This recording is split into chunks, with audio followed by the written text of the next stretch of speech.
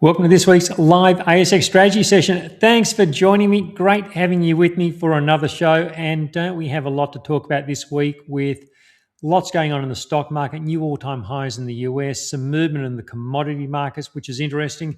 And of course, any stock codes you'd like me to have a look at, get the stock codes ready. We'll go through those in the second half of the show. Now, as always, everything today, general commentary only, doesn't take your personal situation into account. Having been through all that, let's get into this week's first chart. And starting off with the ASX 200. Well, the ASX 200's price action it's been giving an important clue, but I think many people will overlook it. I'll talk a bit more about this in a moment. Then over in the US, I'm going to go through an indicator, a near perfect strike rate since 1970, and it just gave a new signal. I'll tell you a bit more about that in a moment. But before we do that, let's start with this latest price action of the ASX 200. And really, what a difference a month can make. It was this time last month, the ASX 200, it was trading at a 10-month low, haven't fallen for 3 weeks straight. Now, try to remember the fear and the panic at the time. And I think chances are some of the intensity of that situation has probably already begun to fade from memory. But 4 weeks ago, many people were expecting a full-on crash and really completely thought the market was going to come apart.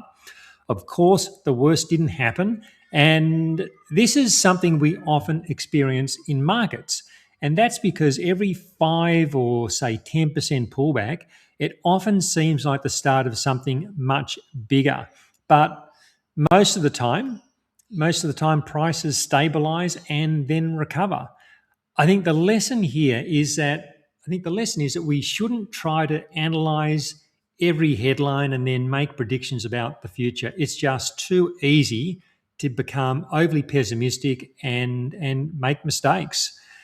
And I think instead, what we should be doing, I think a better approach is, and I think better overall outcomes happen when we follow a robust rules-based plan.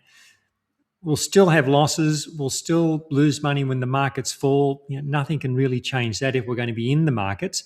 But our decision-making will be more consistent, and it can also help us avoid emotional headline-driven actions, which were happening to a large extent just 4 weeks ago.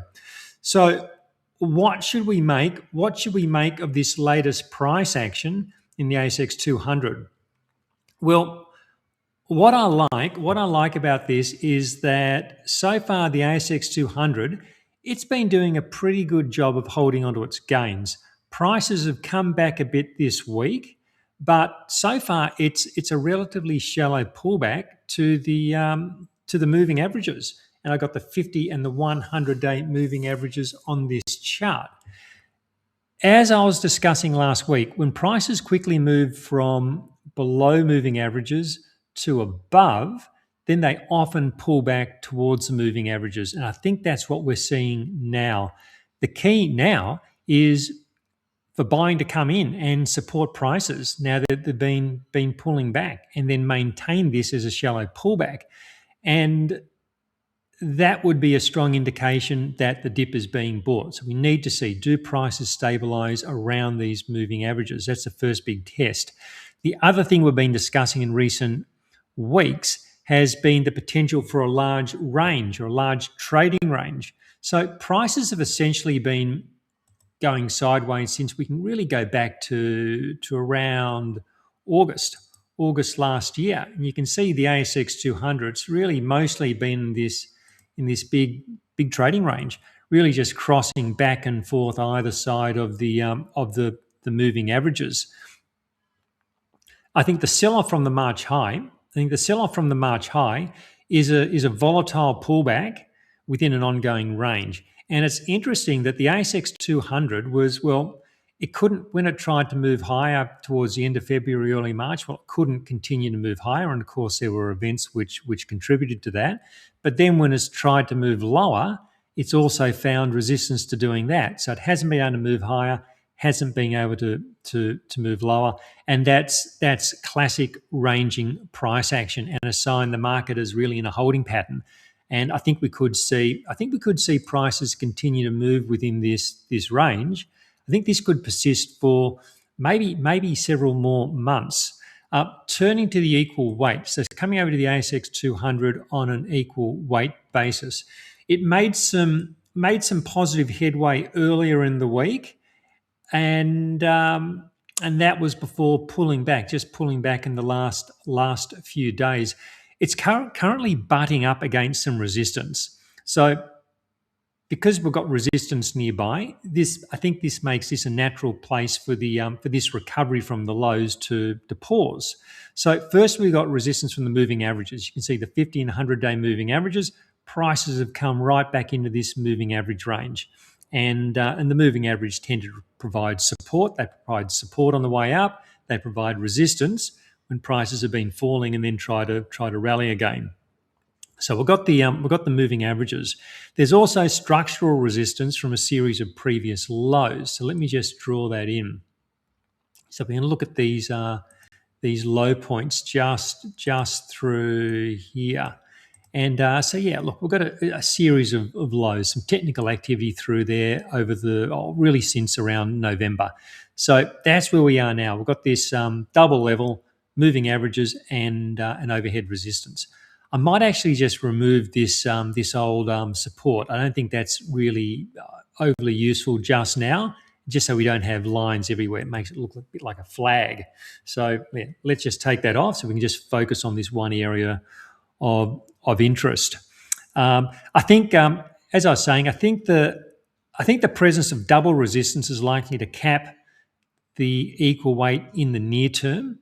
It could take a few weeks of consolidation before potentially breaking above the moving averages. Like, for instance, say we got price action where prices just chopped around beneath the resistance before then, maybe making a pathway up. All sorts of ways the price action could play out, but just as an example of how you can get consolidation below resistance prior to a breakout, I think it needs more time before we could possibly get a breakout. This is like we're in a resistance, now maybe pause, then maybe later on. So I think a few weeks of consolidation is a strong possibility.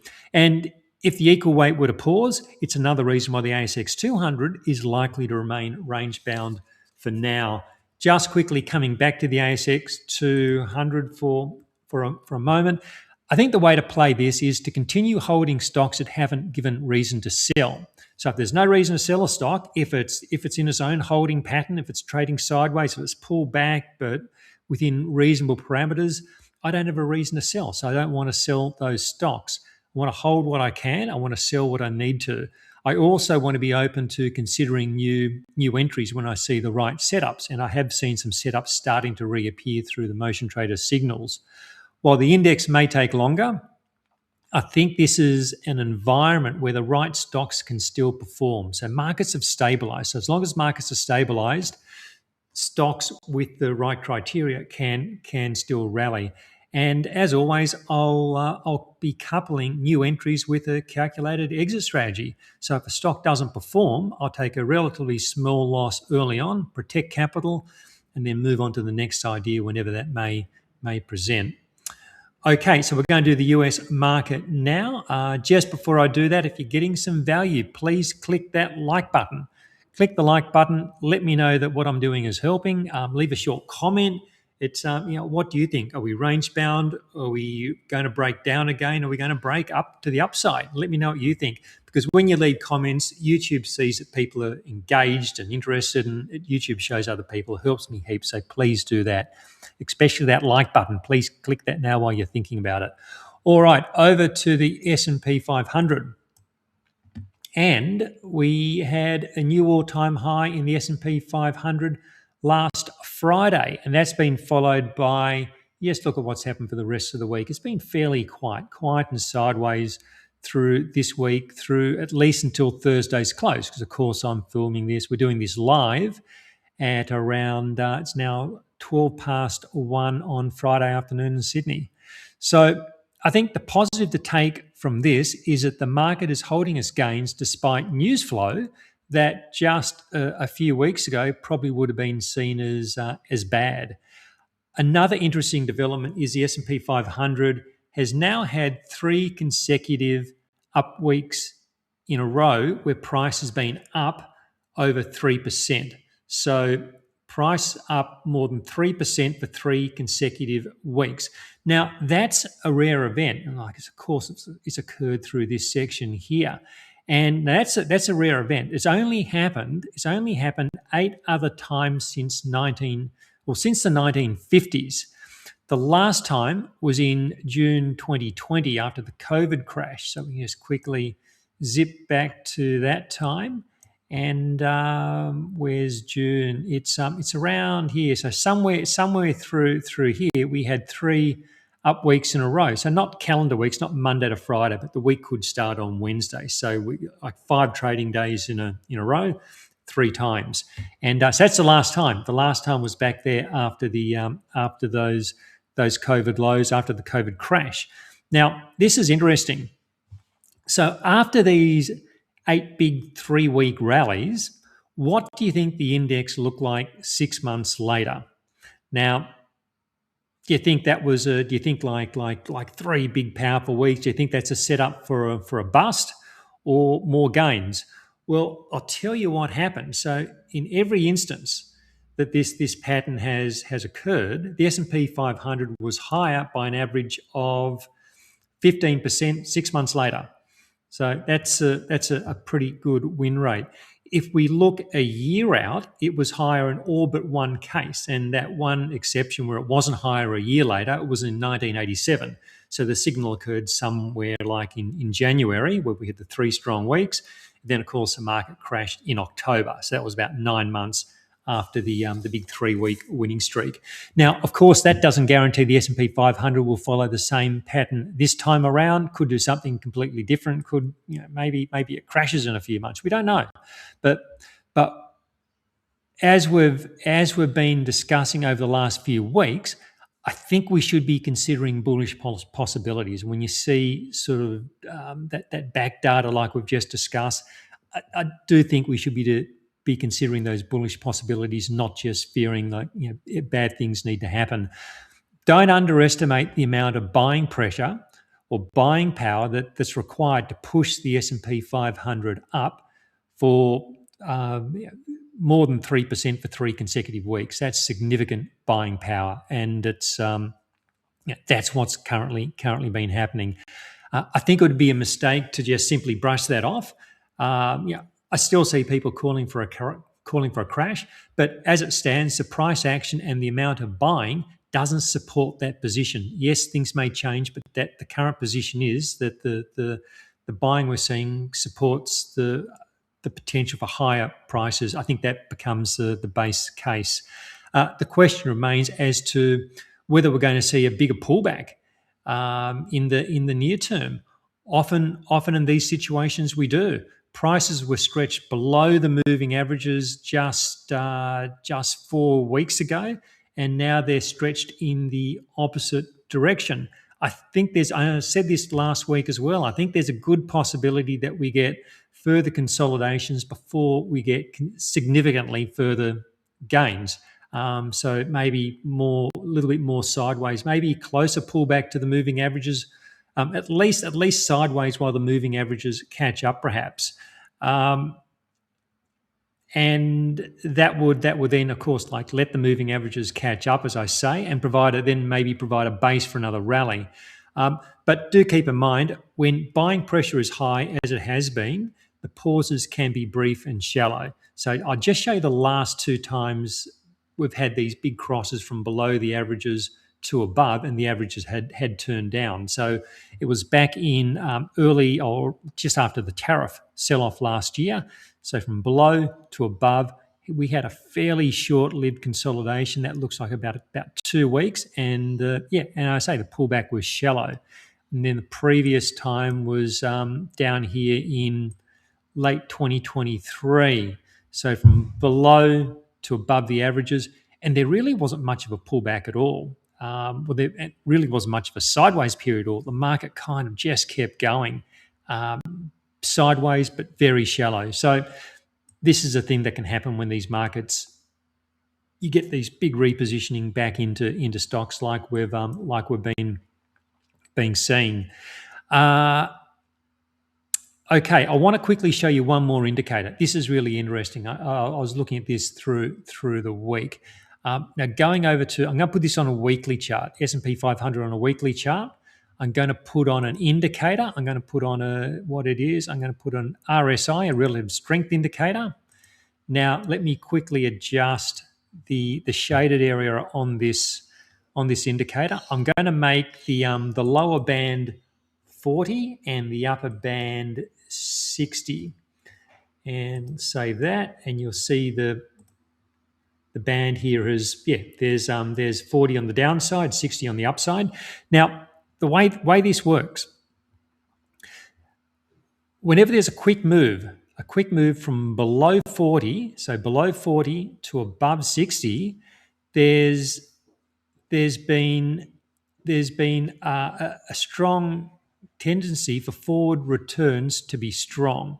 And now you just have to do this in your own time. It's too many to go through, but I'll show you how to get started on this. So look, so below to above, strong period in the markets. Below to above, and from 40 to 60 has to happen reasonably quickly. It can't be like this, long back and forth. That's not so much that. It's a relatively quick move from below to above. And you can see that was the COVID low. Again, you can do this in your own time, but you'll see here we go from below to above. Again, leads into a strong period, below to above, and so on. You can keep doing this all the way back to whenever below to above. Again, strong period leads to. Now, of course, nothing works all the time, but you have to go back to 1969 to find an example, at least as far as I'm aware. You need to go back to 69 to find an example that doesn't work. And let me just quickly do that. Where are we? 1969. I've actually marked it in here so I could find it quickly. Below to above, market rallied, then it failed, and it went through a bearish phase. But more often than not, particularly since 1970, it's been a very successful indicator. So again, nothing is certain, but I don't think we should ignore the persistent buying power that we've seen. A strong flow of money is a good indication of underlying strength. So let's see how this plays out. Quickly over to the Nasdaq, a new all-time high on Thursday. And an important point here is that the Nasdaq is confirming the all-time high in the S&P 500. It's a potential warning sign when you get non-confirmation. So when one key indice makes a new all-time high and another doesn't, that's what we call non-confirmation, but that's not the case here. Both are hitting all-time highs. What's also interesting is the small caps, as shown by the Russell 2000. I'll go through the Russell 2000 in a moment, but it's also hit an all-time high. So I think it's positive that the smaller stocks are also participating. And then if we look at the Dow and the equal weight, I won't do today because we've spent plenty of time doing other things. Look at the Dow and the equal weight. They're just a fraction below their all-time high. So this appears to be a broad-based rally across the indices. I know there are many potential reasons to be fearful, but I think as it stands, the market's looking past those reasons and it's pricing in better conditions ahead. I think a mistake many people make is they can continue focusing on the catalyst for a sell-off, even when the price action is suggesting something else is happening. Yes, things could get worse again. Yes, volatility could return, but that can be managed. That can be managed with a good exit strategy. For me, the worst thing isn't to start reestablishing positions and then have the market come back. As I say, an exit strategy can handle that. What is worse for me is to ignore bullish price action and do nothing about it and then find the market continues to rise and I'm missing out. That for me is the worst situation. So interesting things to look at there. We're going to move over to the small caps now. We'll do the US small caps, Aussie small caps. We've got the commodities. I want to show you what's happening in some of those. But of course, that wraps up the free section. If you're not a strategy session member, there's a link below. Click that, come on in. Doesn't cost very much. We go through so much more interesting things. And of course, any stock codes you've got as well. So think about doing that. Costs very little. And so having said that, let's jump over to our small caps in the US, the Russell 2000.